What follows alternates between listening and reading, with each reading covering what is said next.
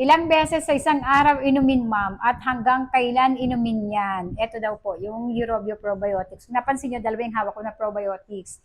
Pares ko po silang iniinom. Ito kasi, laging sold out. Alam nyo na, kapag sold out, maganda, ganun.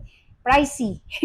Ito naman, maganda rin, carry ng budget. Ito. Kasi pwede kang bumili nito ng ano, isang ganito lang, dalawang ganito lang, pwedeng pwede. Ito kasi, wala silang trial pack. Ito talaga, wala nang laman, di ba?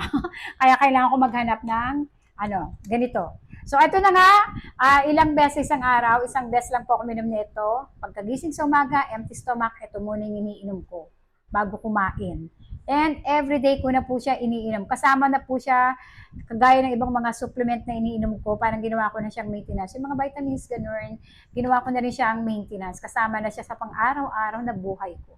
Kasi maganda yung naitulong sa akin ng probiotics. Ayan.